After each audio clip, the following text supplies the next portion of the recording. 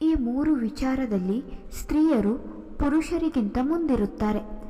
ಚಾಣಕ್ಯನು ತನ್ನ ನೀತಿಯಲ್ಲಿ ಸ್ತ್ರೀಯರು ಪುರುಷರಿಗಿಂತ ಮೂರು ವಿಚಾರದಲ್ಲಿ ಯಾವಾಗಲೂ ಮುಂದಿರುತ್ತಾರೆ ಎಂದು ಹೇಳಿದ್ದಾರೆ. ಸ್ತ್ರೀಯರು ಯಾವ ವಿಚಾರದಲ್ಲಿ ಪುರುಷರಿಗಿಂತ ಮುಂದಿರುತ್ತಾರೆ, ಸ್ತ್ರೀಯರಲ್ಲಿನ ಅದ್ಭುತ ಗುಣಗಳು ಅದೇನು ಎಂದು ತಿಳಿದುಕೊಳ್ಳೋಣ. ಚಾಣಕ್ಯನ ನೀತಿ.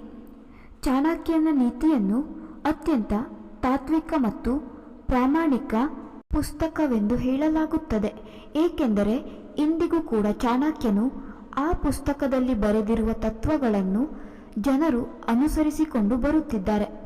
ಚಾಣಕ್ಯ ನೀತಿಯಲ್ಲಿ ಮನುಷ್ಯನ ಪ್ರತಿನಿತ್ಯದ ಜೀವನಕ್ಕೆ ಸಂಬಂಧಿಸಿದ ಎಲ್ಲ ವಿಷಯಗಳನ್ನು ಇಲ್ಲಿ ಉಲ್ಲೇಖಿಸಲಾಗಿದೆ.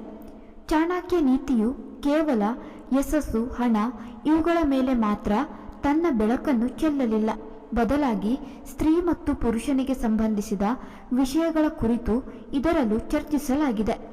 ಚಾಣಕ್ಯ ತನ್ನ ನೀತಿಯಲ್ಲಿ ಸ್ತ್ರೀ ಮತ್ತು ಪುರುಷರ ನಡುವಿನ ಸಂಬಂಧವನ್ನು ಅವರ ಗುಣದ ಬಗ್ಗೆ ಉಲ್ಲೇಖಿಸಲಾಗಿದೆ. ಸ್ತ್ರೀಯರ ಯಾವ ಗುಣಗಳು ಅವರನ್ನು ಪುರುಷರಿಗಿಂತ 1 ಪಟ್ಟು ಮುಂದಿರುತ್ತಾರೆ ಎಂದು ತಿಳಿದುಕೊಳ್ಳೋಣ. ಚಾಣಕ್ಯನು ತನ್ನ ನೀತಿಯಲ್ಲಿ ಪುರುಷ ಮತ್ತು ಸ್ತ್ರೀಯರ ನಡುವೆ ವ್ಯತ್ಯಾಸವನ್ನು ಹೇಳುವಾಗ ಹೆಣ್ಣಿನ ಹಸುವಿನ ಬಗ್ಗೆ ಮೊದಲು ಉಲ್ಲೇಖಿಸಿದ್ದಾರೆ.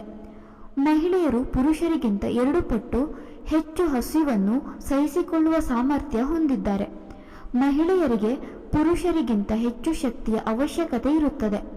ವಿಜ್ಞಾನದ ದೃಷ್ಟಿಕೋನದಿಂದ ನೋಡುವುದಾದರೆ ಸ್ತ್ರೀಯರಿಗೆ ಹೆಚ್ಚು ಕ್ಯಾಲರಿಗಳ ಅವಶ್ಯಕತೆ ಇರುತ್ತದೆ. ಎರಡನೆಯದಾಗಿ ಬುದ್ಧಿವಂತಿಕೆ. ಮಹಿಳೆಯರು ಪುರುಷರಿಗಿಂತ ಬುದ್ಧಿವಂತರಾಗಿರುತ್ತಾರೆ. ಆದ್ದರಿಂದಲೇ ಮಹಿಳೆಯರು ತಾವು ಮಾಡುವ ಪ್ರತಿಯೊಂದು ಕೆಲಸವೂ ಕೂಡ ಹೆಚ್ಚು ಏಕಾಗ್ರತೆಯ ಮನಸ್ಸಿನಿಂದ ಮಾಡುವ ಸಾಮರ್ಥ್ಯವನ್ನು ಹೊಂದಿರುತ್ತಾರೆ. ಅವರು ಬುದ್ಧಿವಂತಿಕೆಯಲ್ಲಿ ಪುರುಷರಿಗಿಂತ ಹೆಚ್ಚು ಸಮರ್ಥರು.